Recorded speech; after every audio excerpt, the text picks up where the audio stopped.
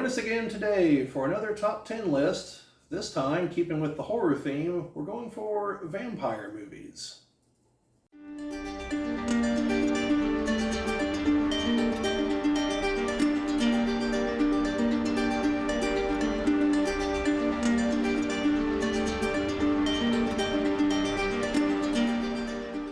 Welcome back, everybody. Keeping with the horror theme, since it's here in October, we're going to be covering another top 10 horror movie list, this time vampire movies. Welcome, and for those of you who are new here, glad you're here. For those of you who've been around for a while, glad to see you back. Obviously, I'm not seeing you back, but you know what I mean. Glad to be viewed by you again. There we go. That sounds much better than any of that I was coming up with off the top of my head. And and you know how it works. If you at some point like this, like it, subscribe it, send some comments down in the commentary. Somewhere in here should have a link to the first top 10 list at some point, and probably some of our other videos that I think are relevant. But anyway, these are just obviously my opinion. These are in no particular order, so don't place any significance on the order I have them on the list.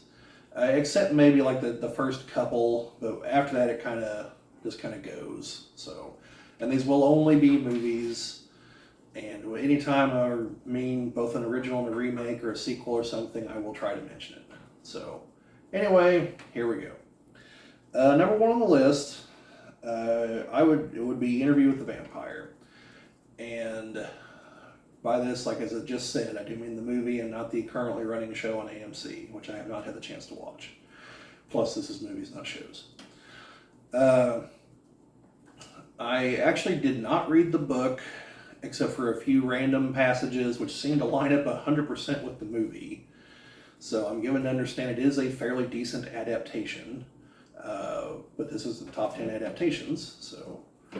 its follow-up, Queen of the Damned, was a terrible adaptation. That's why it's not on this list. Just so you know. But no, I thought it was very well done. At the time, it was definitely a novel concept compared to other vampire movies. The idea of, a vampire that didn't enjoy being a vampire.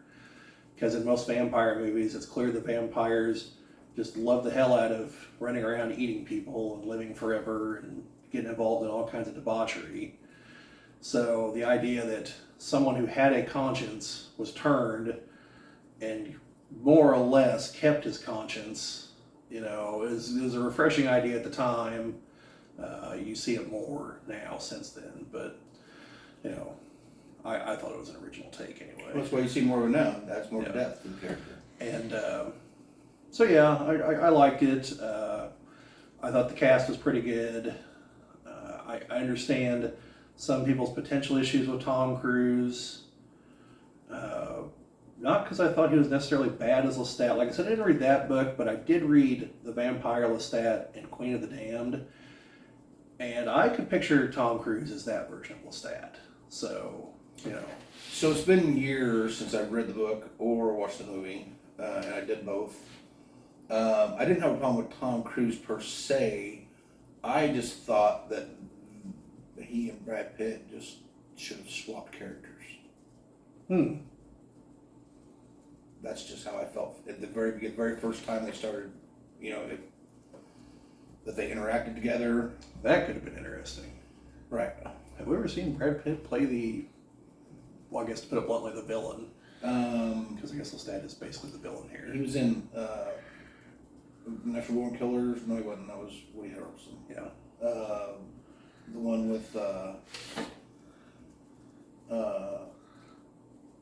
Juliette Lewis. Is that Natural Born Killers? Was it California? Wasn't there a movie similar? There is a movie called California. I haven't seen it. It's spelled K. Yeah. Yeah, I have not seen it, but that him in there? That could be. I'll have to look that up, maybe.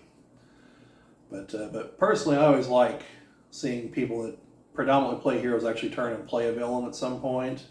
So, while I like the movie Broken Arrow, because both the guys in it are known for playing heroic types, and both of them end up playing a villain at one point or another, depending on which point in the movie it is. Not Broken Arrow, Face Off. I knew what you meant. I was going to say that. But Broken Arrow also for, again, Travolta as the villain. But yeah, I love Face Off. I love seeing Nicolas Cage as the villain in Face Off. I wish he'd do more of that. In Swordfish, he was a villain for most of the movie until it turns out he wasn't necessarily as much of a villain as... Travolta? Yeah. Yeah. Yeah. And Halle Berry, by the way. Yes. Yeah. Swordfish is entertaining. Late 90s action movies. So... Wolverine. Well, we'll need to do a list of that at some point. Yeah. Benny Jones, Don Cheadle. I think it's like half the MCU's right there. Right. Or, yeah, 3 of them were in the X-Men movies. Huh. Benny Jones was the Juggernaut, and Halle Right. Berry was Storm, and like you said, Wolverine, and then Don Cheadle was War Machine in the MCU. So all we really need is Travolta to get his act together and get his way into the MCU. Let's not. Let's not. I think... But Travolta's a No, decent actor. I think... No. Well, okay, but I think maybe... I don't know if there's a MCU character for him right now. I mean... Oh, Brad, Marvel has 3,000 some odd known characters that have at least one line in their comics. There's an MCU character for me and you if we look hard enough. I misspoke. There's not an MCU character that I want to see Tom Cruise play, or Tom Cruise. I know you Him meant. either, probably. I know you meant John Travolta. Can we just agree to keep all Scientologists out of the MCU if it's not too late already? It's probably way too late. Like half Hollywood's Scientologists. And if you're a member of our viewing audience and you're into Scientology, I don't apologize. So, I'm just saying. you know, it's only big in one other place. It's South Korea, if I remember correctly. I think it's like the Well, only. you know, I am all about for everybody having the right to worship whatever religion they choose, and I'm all about my right to tell them that it's stupid. All right. Well, moving on to number 2, Near Dark. This is a lower budget gem from the 80s that, unless you really looked for, you probably missed. One that I was not familiar with. Yeah, it came out the same year as The Lost Boys, I do believe. Actually, like real close to the release date, I'm given to understand. It's going to be hard to follow up a vampire movie after The Lost Boys. Yeah. And so this one features the main character is Adrian Pasdar, who's also in an MCU adjacent role. He was on the Agents of S.H.I.E.L.D. as Glenn Talbot. Then the other characters are several members of the cast of the movie Aliens. You have Lance Henriksen as the main vampire. Lance Henderson, Vampire Three-Way. What's that? Oh, won't we be talking about Lance Henderson later on? You got that on there? Yeah, you got it on there. Wasn't he in John Carpenter's Vampires? No, he's not that. Are you sure? Yeah. Yeah, James Woods is the main guy in that. Well, then I don't know what I'm talking about. Yeah, I'm totally spacing. The woman that played Vasquez, whose name I will never ever be able to remember, although I should know it because she's not actually Hispanic, despite how she looks in Aliens. And then, wow, I'm totally going to edit all this crap out now. Bill Paxton. Bill Paxton. Thank you, Brad. Mhm. That's why I'm glad we talked about this movie earlier. Yeah, so they are 3/5 of the vampires. There's also a younger girl and a really younger guy who's like supposed to be like a 15-year-old. And yeah, so they basically just like roam the Southwest eating people. But I don't remember if they ever actually call them vampires in the movie. I think they do, but you never see fangs on any of them. Huh. And several of them like don't have any trouble just like straight up killing people first, like shooting them or stabbing them or whatever, and then drinking their blood. I mean, easy peasy. Yeah. So they don't have any like any I qualms. mean, we go through drive-throughs. I mean, Yeah. Well, as I know in some movies like the aforementioned Interview with the Vampire, they're very clear about like once they're dead, like you don't want to drink their blood. So there's that moment where, that's fair.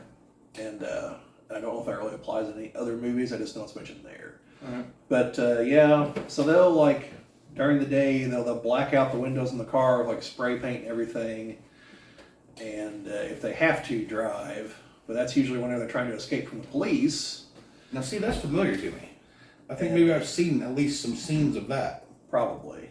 And sunlight is like the way to destroy them. Bill Paxton's the only one that goes another way. That's because he's on the front end of a rig hauling gasoline that explodes. So presumably there wasn't much left of him to be burned up by the sun, or the sun finished the job later. Adrian Pasdow's character gets turned real early on in the movie. They bring him into the group, and they're like, "Hey, if you're gonna be with us, like, you gotta go all the way. You gotta kill people. Like, that's how we survive." And he's really not down with that, and so spends most of the movie like trying to convince them to not kill him. Again, because I guess technically he's dead, being a vampire, but he actually becomes human again before the end of the movie, due to like complete blood transfusion. Is that a thing? It is in this movie. And that's how the girl that turned him, he saves her, but the rest of them all get incinerated. By the sun or fuel, either way? Yeah. There's not a whole lot. There's little bits of their conversations where you get some idea of how old some of them are, but there's never talk of other vampires or anything. Now, Lance Henriksen's character does divulge that whenever the main guy asks him how old he is, he's like, "Well, I fought for the South," and the guy kind of looks at him and is like, "We lost." Huh? So that gives you some idea of how old he is. The others aren't anywhere near as old, based on their little backstories you hear.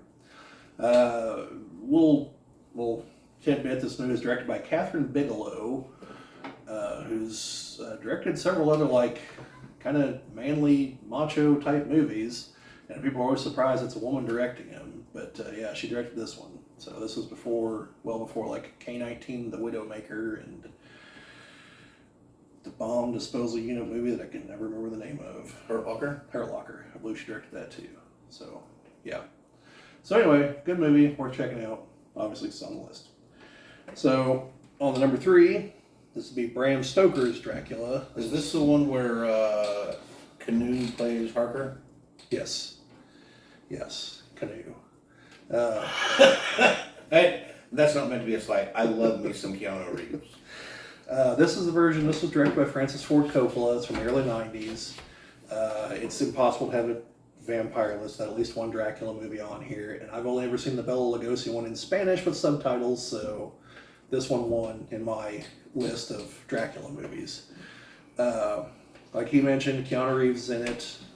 You have Carrie Elway is one of the guys. Keanu Reeves plays Jonathan Harker. And then his wife is Mina Harker, who is... I really should write down the cast of these people before I start these things. I don't know, I can't even picture her face right now. She's in Beetlejuice. Winona Ryder? Yeah, Winona Ryder plays Mina Harker, and then she has a friend who is currently being attempted to be wooed by several suitors, one of whom is Carrie Elway. One is the doctor who is treating Renfield at the insane asylum, and there's a couple other people involved. And then Renfield's shady. Yes. He has gone crazy from serving Count Dracula, and now Jonathan Harker has to go conclude the deal because Dracula is buying some land in London because he wants to go and experience the modern world and all the fun flavors it has. By that, obviously, I mean people. Then Gary Oldman plays Dracula in this one. Love me some Gary Oldman. Initially starting off as like the very ancient looking, but then on the trip to London becomes how Gary Oldman actually looks, but with longer hair. And he attempts to woo Mina Harker because Mina is the spitting image of his wife. Because this version of the story totally embraces the idea that he is Vlad Dracula, the Romanian conqueror who fought the Turks. Vlad Tepes. Yeah, Vlad Tepes. And in this version, as I believe actually happened, the Turks sent a message back to his castle saying he'd been slain in battle and his wife killed herself by throwing herself off one of the balconies. I believe that actually did happen, as I understand it. I don't remember. I know he put people on poles. Oh yeah, behind yeah. the He was a very bloodthirsty guy. but they all were back in the day, and as far as I understand it, the Tepish was a beloved kind of folk hero for the. He still is. Right. Kind of a standing up for Transylvanian rights or whatever. Yep. So in the movie, upon coming back, the priest there, and he's been doing all this in the name of God, because we're talking the Turks, are Muslim conquerors, and he's trying to defend Christendom here. And the main priest is like, well, since she killed herself, she's damned. And he's like, come again? Like, so I did all this for God, and you're going to tell me this, okay? Well, you can take that cross and stick it where the sun don't shine. And that's where he turns against God, and that's where his transformation into the vampire back in the 1400s occurs. And he's just been like a living plague upon the local people since then, except for his loyal gypsy soldiers and his 3 brides that he keeps there in the castle. And yeah, so he got all that business going on. And so eventually he makes it to London, starts fighting the people there. Keanu escapes, gets back to London, tells them what's going on. They go and they attack his new place because they realize that's where he has to bring dirt from his old ancestral home, and he's hiding in there. And he wants Mina because, again, she's the spitting image of his wife, and she's smitten with him because, well, he's a vampire and has powers to do that kind of thing. Charisma. Yeah. So then they chase him back to Transylvania and fight the whole way. And it is like it's like a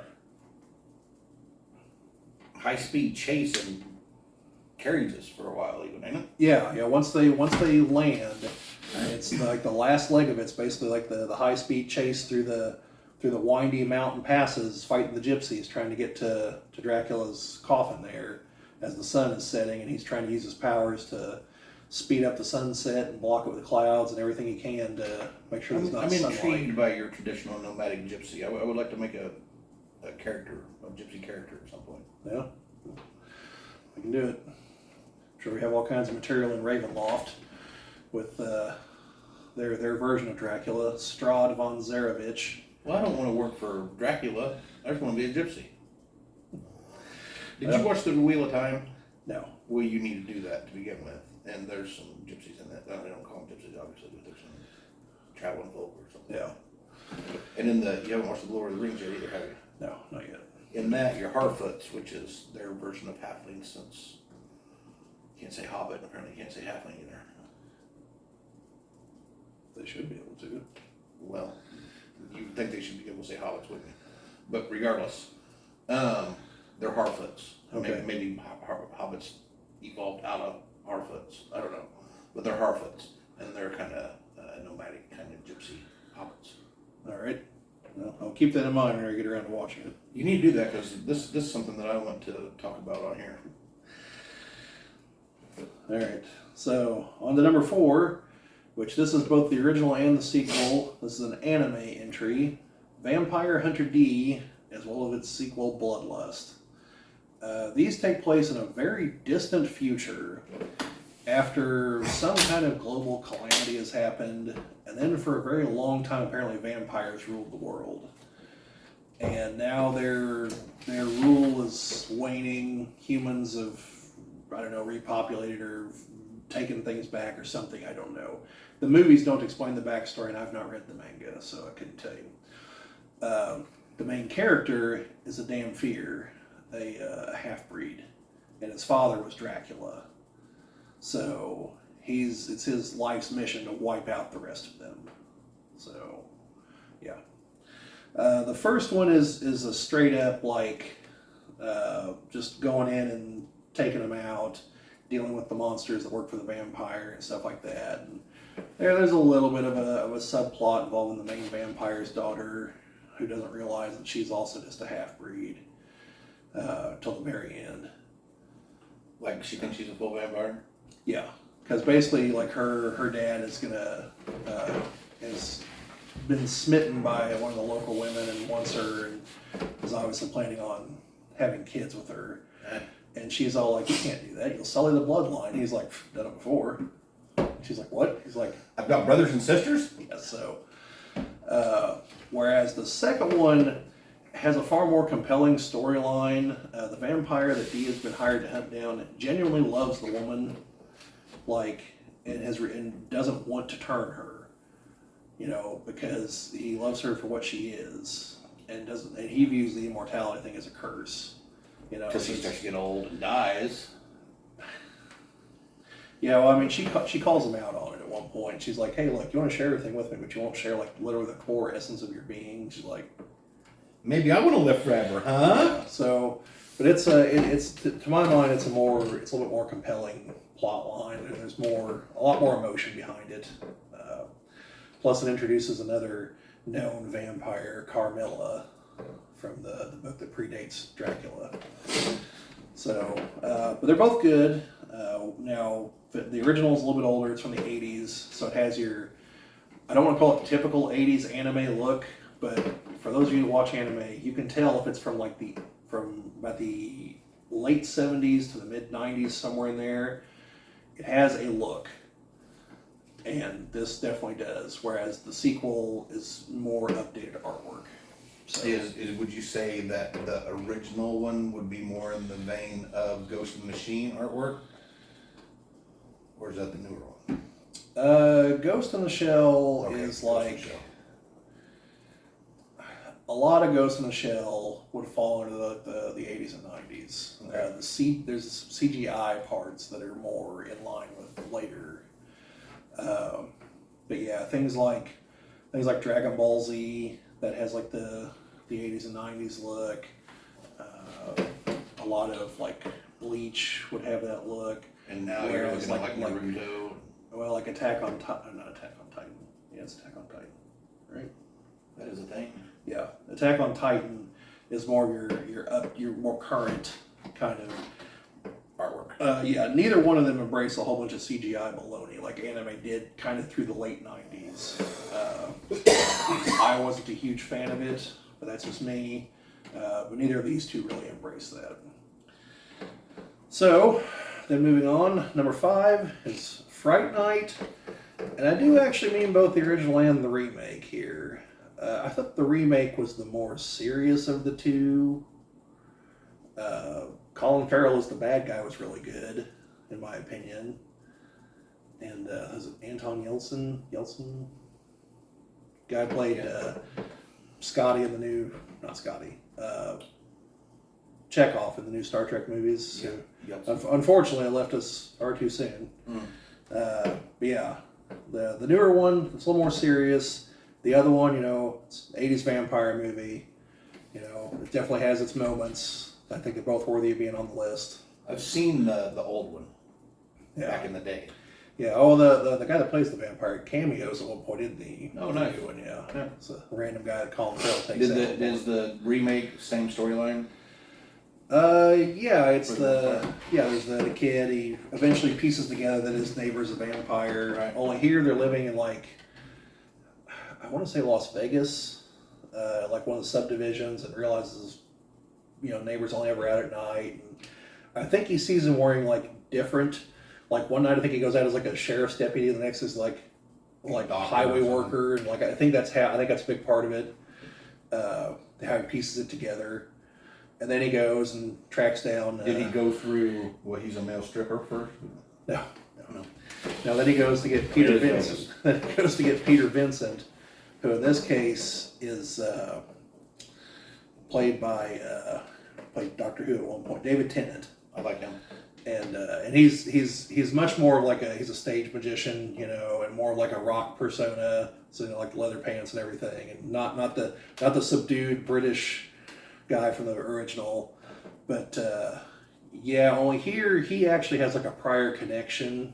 So once he realizes this kid's probably onto something, he's like, "Hey, get the hell out of here, kid! I don't want to hear any of this," Then it's all right, I should probably humor him. Yeah. So, but worth it. The new one's worth it. Yes, and I don't remember if it's him or the kid that comes up with the realization that, if someone's trying to grab you and you're on fire, they're in for a world of hurt.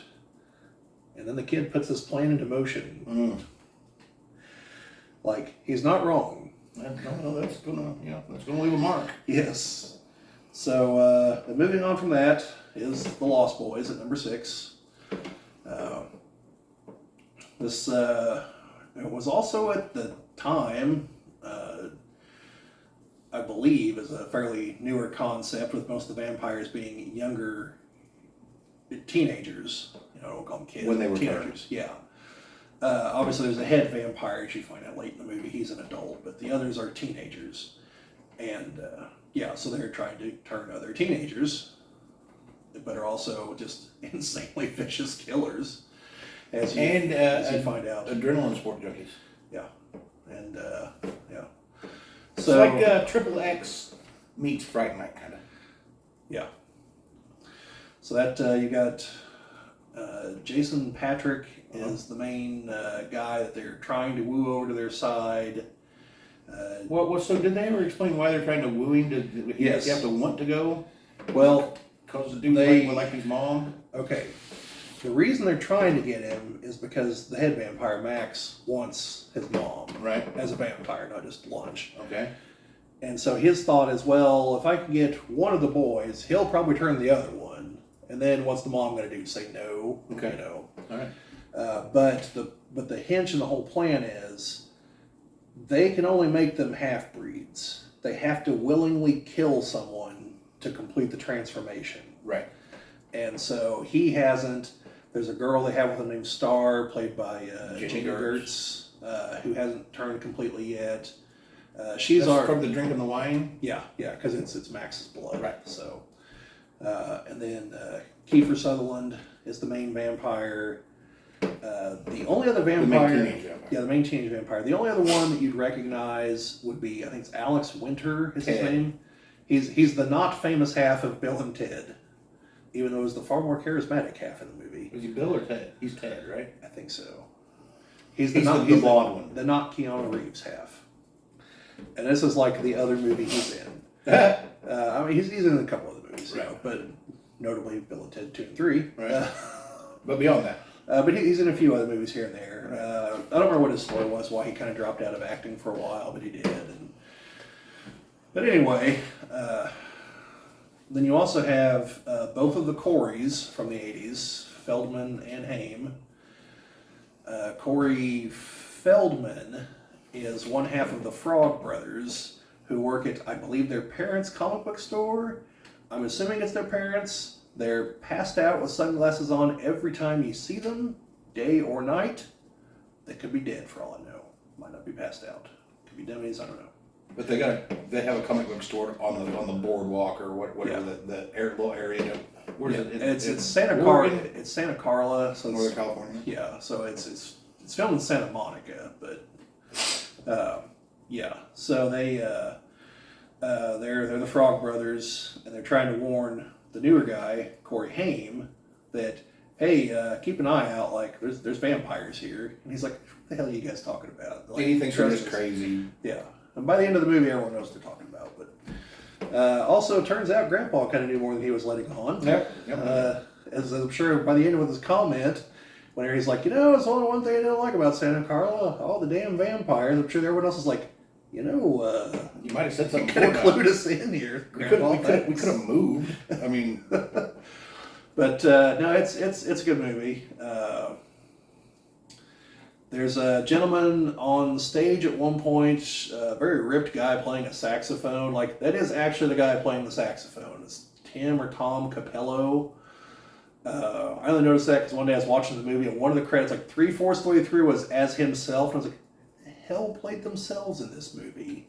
Because usually it'll be like a politician or a singer or something, And I was like, who was in Tom this? Capello. And so I looked it up and I was like, oh, it's him. I was like, oh, that's actually him singing on the stage and everything. Okay, it's like he's a legit dude. All right, that makes sense.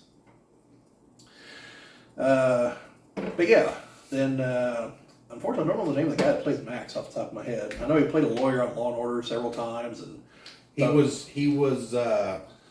It's going to be kind of weird that I know this, but on the Gilmore Girls, he was Lorelai Gilmore's dad. okay. Then I know the mom, whose name I should be able to picture because she was also on Law and Order for like 2 seasons as the DA. I think she was the one just before Fred Thompson. So right I after don't know if I Adam ever Schiff. watched an episode of Law and Order. You're missing out. There's like 20 seasons of all kinds of stuff. I'm saving a bunch of stuff. I've never watched Breaking Bad or Sopranos or Boardwalk Empire or Lost or all kinds of things. I can't speak to most of those, but I can tell you for sure you are really missing out on Breaking Bad. Yeah, well, I'll watch them at some point. I'm saving stuff for my retirement. Just make sure you also watch El Camino once you're done. That's like you'll understand at the time what it's about, but it's like here's the other half of the ending to the story. I was thinking Gran Torino. I was like, what? No. What are you talking about? No. Gran Torino is watching Clint Eastwood being a Crotchety old man. Yeah, crotchety old man. But yeah, so Lost Boys is pretty good. A little behind the scenes stuff. They actually had to develop like a whole like special harness system for them flying so they could stop on a dime like they do in the movie without like killing them. So one of the really good scenes in that movie is when they're hanging from the bridge, the train's going over, then they start dropping down through the fog. But yeah, it's like I said, it's a good movie, definitely worth checking out. Yeah, a lot of people in it. Then the next entry on our list is probably a fairly unknown movie called Martin, directed by George Romero. This is one of his non-zombie movies, which he actually did make several, but yeah, so this one, much like all the zombie movies, takes place in Pittsburgh, if I remember correctly. Right, what you know, yo. Yeah, so in this movie, it follows a teenage kid, well, maybe teenage kid, who, I don't remember if he has convinced himself or if his family has convinced him that he is in fact like a 140-year-old vampire. And like, but sunlight doesn't hurt him.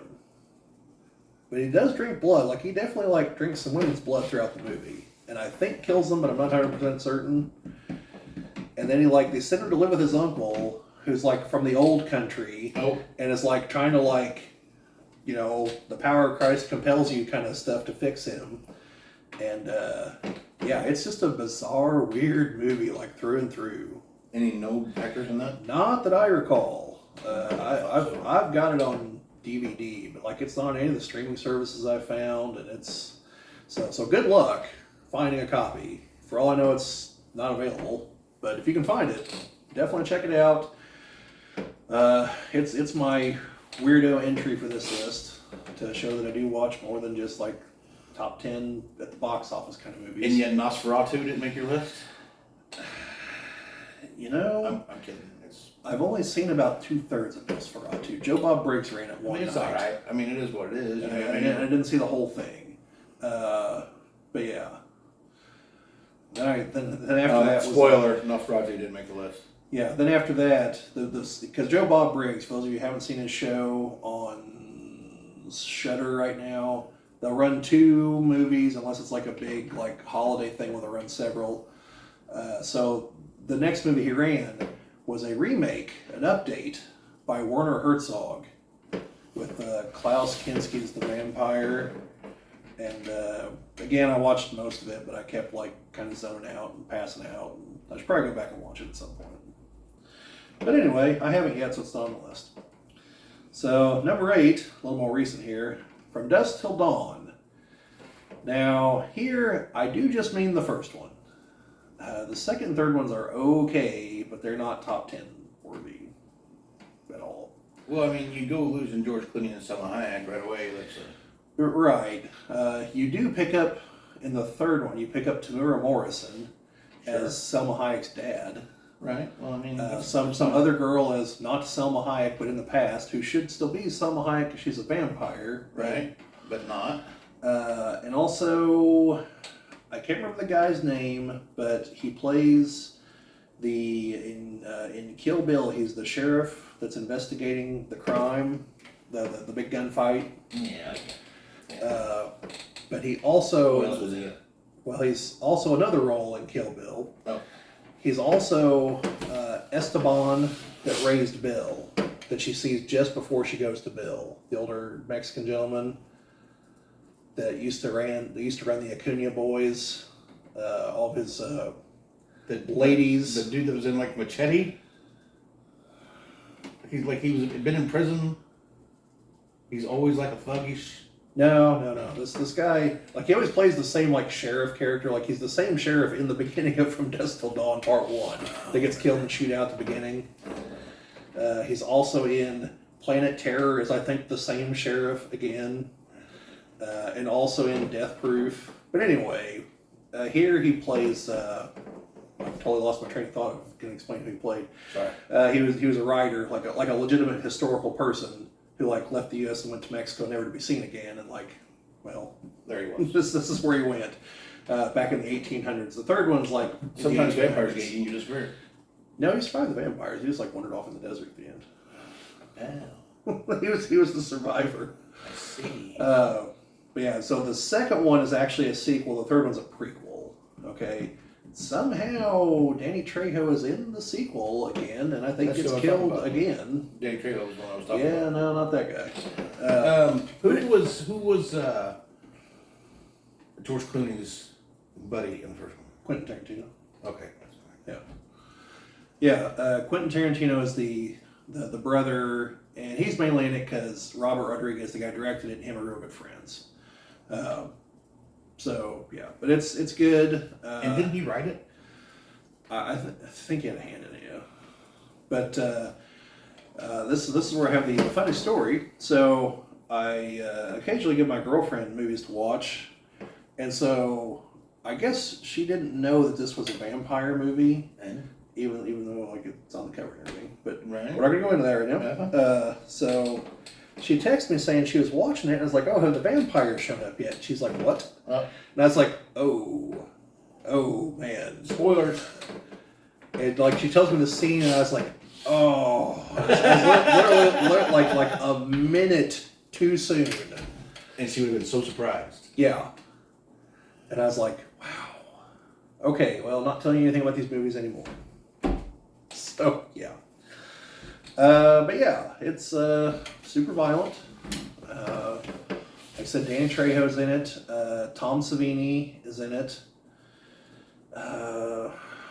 Let's say Richard Roundtree, maybe. Maybe.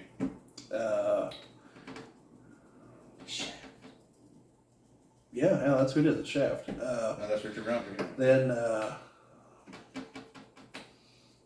Cheech Martin, he's in it. He's the guy out front. Marin, yeah. He's the guy out front of the establishment that I'm fairly certain I can't say the name of on here.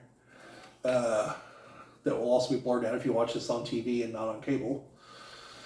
In fact, like 3/4 of his part will be completely edited out if you watch this on basic TV and not cable. Yeah, don't do that. Yeah, don't. But like Brad said, Selma Hayek. And Looking good. then Juliette Lewis is in it. Harvey Keitel is the dad. No. And I don't know if that was anybody as the adopted son. I can't place him. Yeah. But yeah, star-studded cast. Oh, Cheech Marin actually plays 3 different roles in the movie. Yeah. He's the border guard, the guy at the club, bar, and then the contact they were coming to meet at the end. I forgot that. Yeah, because he's waiting outside. Yeah. Old George Clooney's like, "Why did you pick here? Well, it was a rough and tumble place. Have you ever been here before?" No, I just know about it. It's like, Do I have a story because for you? vampires. So yeah, Vampires have pretty much ruined anybody's night. yes, I would think so. I mean, unless they're going to sit down and have a conversation like interview with a vampire and not kill you at the end, I still gotta believe that's gotta be a bad night. I mean, I would be puckered up for a month. I wouldn't be. Like, I would have to move to I'd have to live in Barrow, Alaska during the summer and Antarctica in the winter. Yeah. If I sit down and had a conversation with a vampire and left in good standing, I'm out. Yeah. I mean, if you can find me on Fiji, then eat me. So, yeah. So, like I said, worth checking out. Not so much the sequels. Like, if you're really, if you like that one, you got nothing else to do. I think the third one's better than the second one, but. And you don't have to watch the second one before you watch the third one. Yeah, not by a lot. Second one has Robert Patrick as the main guy. And I don't remember what his Robert connection. Patrick, is he the T-1000, Terminator? yeah. And yeah, and a few other people you'd recognize as people you've seen here and there. This next one I haven't seen either. Now the next one is Tales from the Crypt, Bordello of Blood. Which surprised me because I thought I had seen all the Tales from the Crypt stuff. But that Yeah, doesn't make it there's two main movies that came out in the '90s for Tales from the Crypt. One is Demon Knight. That was the first one, and this one is the second one, Bordello of Blood. You should actually watch Demon Knight to get one of the jokes in this movie at the very beginning, because the thing that's like the MacGuffin in the first movie is real important in this movie to controlling the vampires. And the guy at the beginning of the movie that has it, another guy's like, "Hey, what's that?" And the guy's literally like, "Don't you ever watch any movies?" So that's all the explanation you're going to get in this movie for it. But yeah, anyway, the main character resurrects a centuries-old vampire by piecing her heart back together and putting it back into her chest, and she resurrects, and I can't think of the name of the lady that plays her. I think she has an adult background of some kind, if I recall correctly. And then there's a main pastor who's trying to control her, and off the top of my head, I believe he's the vampire from Fright Night. Now that I think about it. Okay, the original. Yeah. And then Dennis Miller is the guy who gets roped into kind of being the hero trying to solve everything. I want to say he's a reporter, but I could be wrong. Corey Feldman is in this. I don't think Corey Haim was the other guy, even though he looks an awful lot like him. But yeah, essentially the lady's like, "All right, well, I'm just going to open up the Bordello of Blood. Well, I'm not going to use that last part of the phrase, and that's how I'm going to lure people in to eat them." You know? So yeah. That's typical vampire strategy, by the way. Yeah. So It sex me up and then eat me. That ain't cool. yeah, pretty much. Then some of the people like get turned instead of getting killed. I don't know what the cutoff for that one was, but it happens.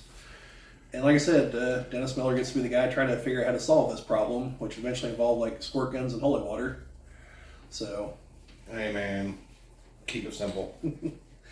but no, it's our entry in the list here for more of a lot of humor, some black humor kind of going on. Because if you've seen Tales from the Crypt, there's horror, but there's usually a couple good chuckles along the way too. So at least the reincarnation from the 90s, the show on HBO that led to these two movies anyway. Demon Knight, very similar. It's on one of the other lists we're going to get to. Spoiler alert. But yeah, so definitely worth checking out. And then finally, last but definitely not least, That's one of my favorites on this list. John Carpenter's Vampires. Even if I did think Lance Henriksen was in it. Yeah.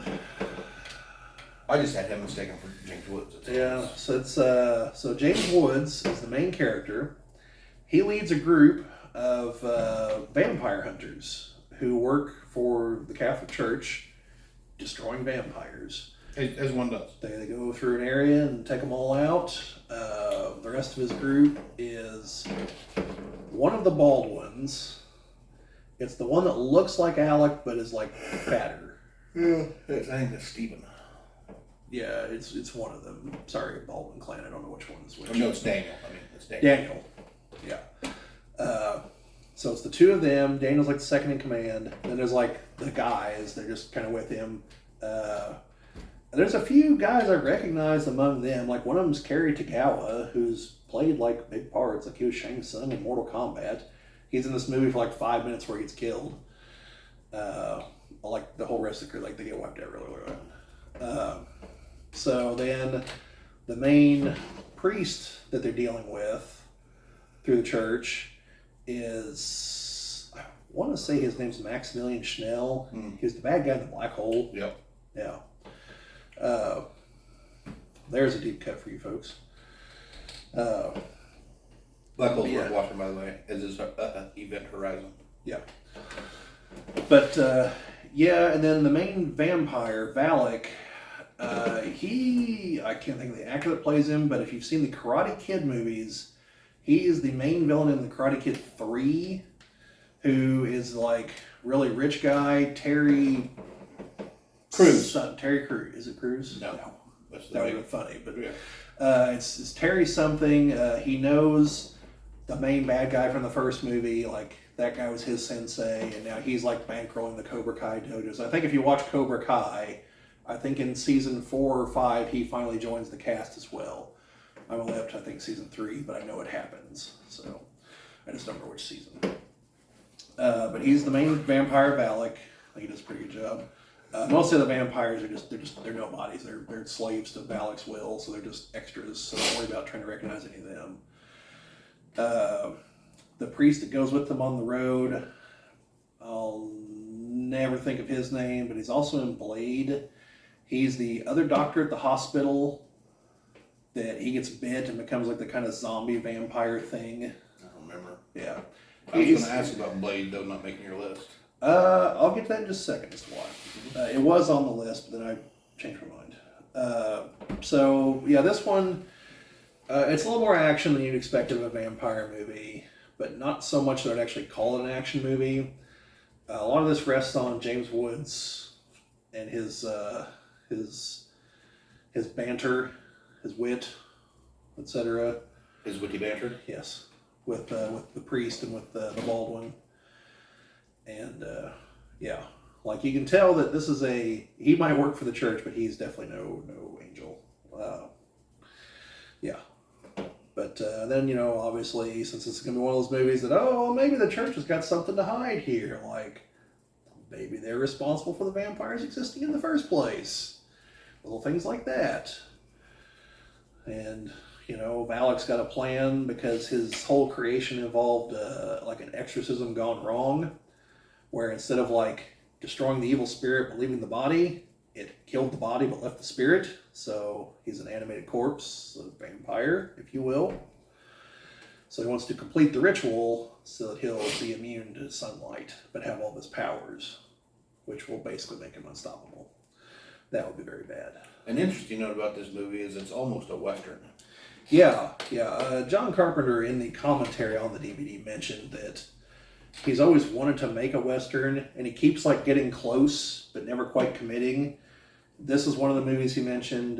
Ghosts of Mars is basically the same concept. Yeah, it's almost a Western, but obviously it's on Mars, but it's looks like the Southwest and similar concepts to the ghost town where But your archetypes and whatnot. Yeah. So yeah, John Carpenter has movies on most of these lists because he's made tons of well-known horror movies. One of which I was just telling Bob earlier is still to this day, watching it for the first time when I was preteen, probably, scared the bejeebus out of me. Yeah. Bad. Yeah, Carpenter knows what he's doing. I really wish he hadn't gone into like semi-retirement. I think he still has a couple movies left in him. But, gotta do what you gotta do. And then I will throw out an honorable mention to Salem's Lot. This would be the original. It was actually a TV movie. So it's, was it not a TV series? I don't think it was. There was a remake with Rob Lowe that was like a 5-part series. No. I'm talking about back in the 70s when I was just a kid. I remember being on TV, but I thought I had it in my mind that it was a series. It might have been. I was under the impression it was a TV movie, but it might have been a series. Excuse me, pardon me. I'm obviously have things going on. In which case, it should not be on this list because these are only movies. But anyway, it's worth watching. It's a Stephen King adaptation. Decent adaptation. I actually have read the book on this one. There's a few. The one monumental difference is in the book, Barlow, the vampire, is perfectly capable of speech and looks human. In the movie, he is very much a Nosferatu, fangs in the middle, doesn't speak.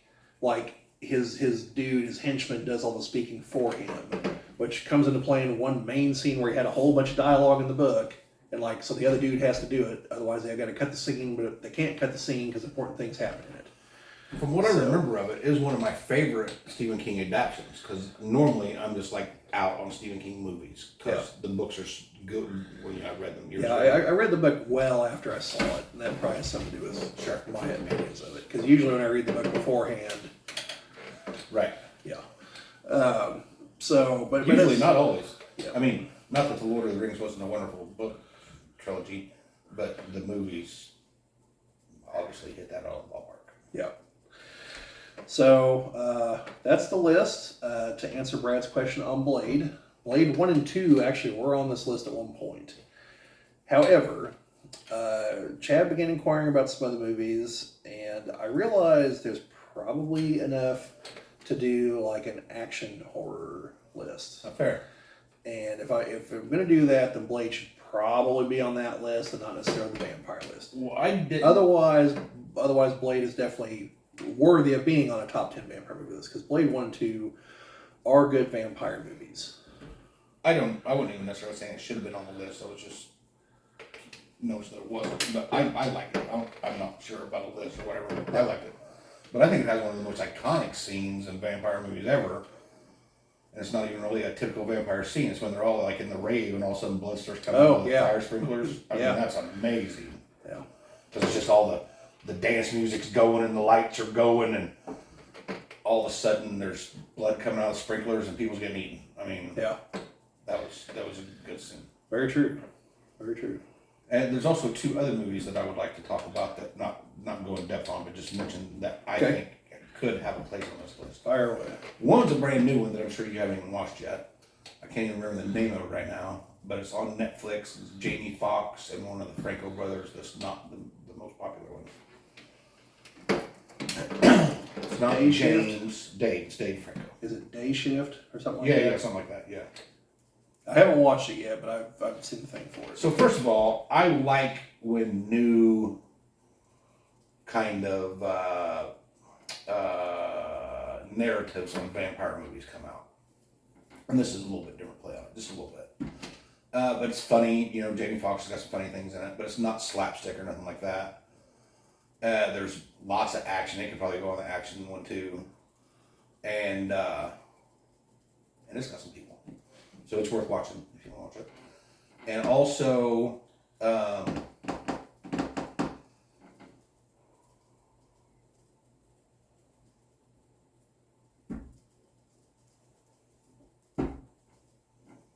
my brain's not working right now. There's another one too that I think could be in the conversation. But Well, there is one that looking through my movies I have on Vudu, I don't know what I would have taken off to put it on here. It's called Let the Right One In. oh, I've seen that. That's not bad. That's not bad. I don't know if it belongs on the top 10 list, but it's not bad. I liked it, and also the American remake is actually really close. Yeah. It's just unnecessary because the other one's not that old. Right. But if you just absolutely want to see the American version, it's also up there. It's good too. And I think the main reason that came to mind is I think someone's making a series that's about to start based on that too. So but that's another video as far as series versus movie. What? This other one, I can't remember think of it, so we should just move on. All right. Well, that's pretty much it. So so that's the top 10 list plus a couple honorable mentions in there and a brief preview of some of the other lists that are going to be showing up here. Thank you folks for watching. If you enjoyed what you saw, you know the spiel. Hit the like, subscribe, make some comments, share it around. Make our algorithm All dance. things, yeah. that's what we all want here. So, But we totally, and not just as a ploy to get you to put in the comments, but on top of that, throw some movies in there that we missed and we either overlooked them or we haven't seen them. But let a brother know because that's season. yeah, Tis the season. yeah, and if you've noticed between this list and the last list, although the last one did have a movie from the '60s on it, there's definitely going to be some recency bias in these. I mean, I do watch older movies, but I don't watch a ton of movies from 3 decades before I was born. There are limits, but you know, so if there's mainly if there's older movies, we best definitely throw them on there, you know, because we'd like to know. Or newer movies, whatever. Or if there's a newer movie that you think that that we know about but chose not to put on there, tell us why it belongs on there. Yeah. So yeah, everyone, you know, thanks for watching, and stay safe out there, especially you folks still digging out from the remains of the hurricane. So catch you folks next time.